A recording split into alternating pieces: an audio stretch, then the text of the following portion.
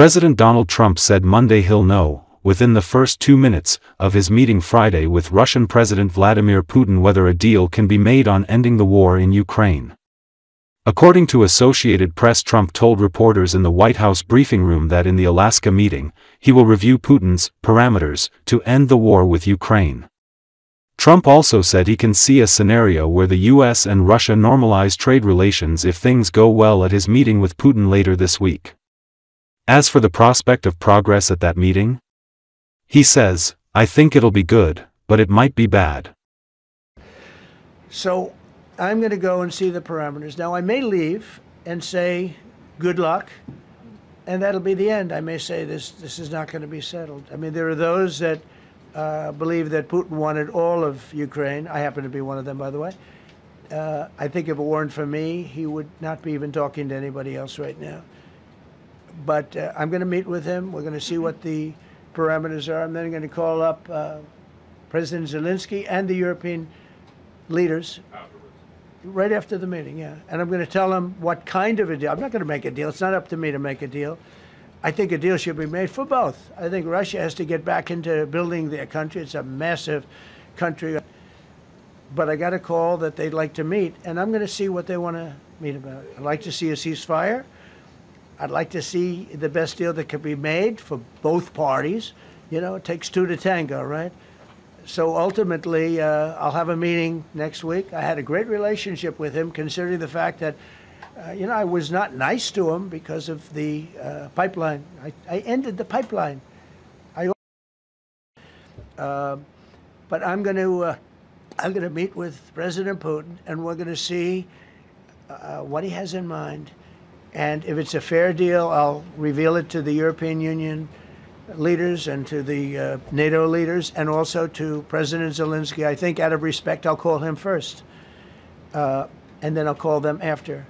And I may say, lots of luck, keep fighting, or I may say we can make a deal.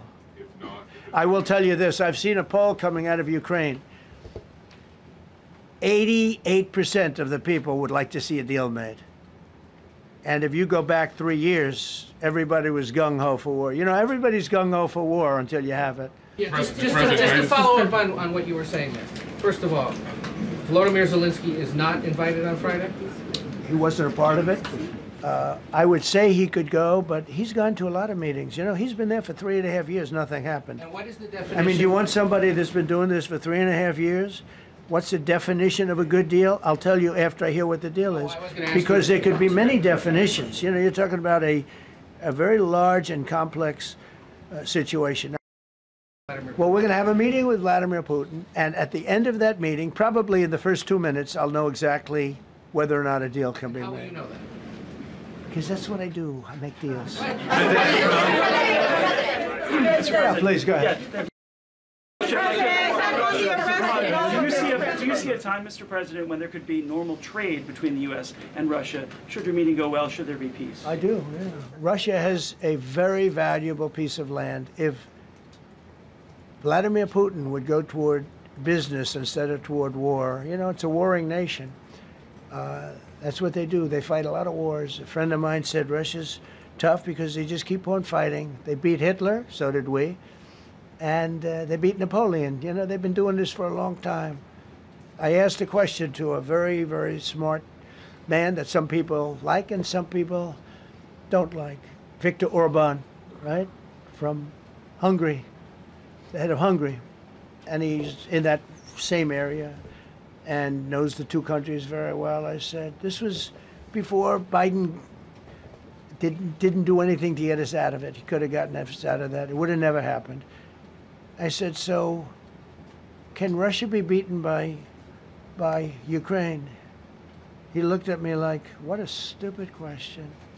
He said, Russia's a massive country, and they win their country and they win their life through wars. They fight wars. That's what they do. He said, China beats you with trade. Russia beats you with war. That was a very interesting statement.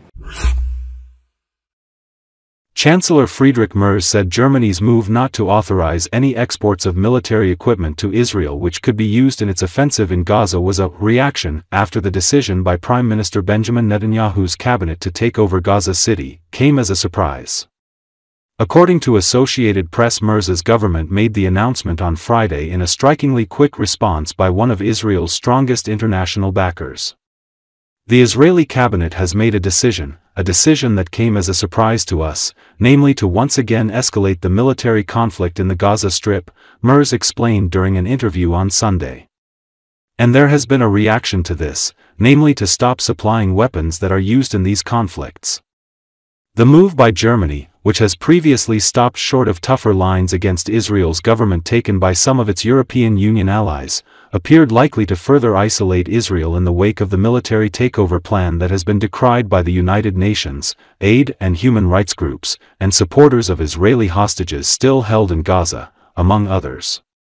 We cannot supply weapons in a conflict that is being attempted to be resolved exclusively by military means, which could claim hundreds of thousands of civilian casualties and requires the evacuation of the entire city of Gaza, Merz added. Where are these people supposed to go? We cannot do that. We are not doing that, and I will not do that either. Netanyahu on Sunday said the new expansion would be more sweeping than previously announced a few days earlier. The Prime Minister said as well as Gaza City, the Israeli military would also target Mawasi and camps in the center of the territory sheltering well over 500,000 displaced people, according to the UN. Germany, along with the United States and Italy, is among the top foreign suppliers of equipment used by Israel's military. The pause adds to action taken by European countries, including economic, military, and diplomatic measures, against Israel in recent months out of concern over its government's conduct in the nearly two-year offensive in Gaza. Es hat eine Entscheidung, eine für uns überraschende Entscheidung des israelischen Kabinetts gegeben, nämlich jetzt den militärischen Konflikt im Gazastreifen noch einmal zu verschärfen. Und darauf hat es eine Reaktion gegeben, nämlich keine Waffen mehr zu liefern, die diesen Konflikt betreffen. Wir werden diesem Land auch weiterhelfen, sich zu verteidigen. Das haben wir ausgeweitet, aber wir können nicht Waffen liefern in einen Konflikt, der versucht wird, ausschließlich mit militärischen Mitteln jetzt gelöst zu werden, der Hunderttausende von zivilen Opfern fordern könnte, der eine Evakuierung der ganzen Stadt Gaza zur Voraussetzung hat. Wohin sollen diese Menschen gehen? Das können wir nicht, das tun wir nicht und das werde ich auch nicht tun. Und Solidarität mit Israel bedeutet nicht, dass wir jede Entscheidung, die eine Regierung trifft, für gut halten und ihr dabei auch noch Unterstützung zukommen lassen, bis hin zu militärischer Unterstützung durch Waffen. Das tun wir nicht, das wollen wir nicht, das war immer unsere Haltung.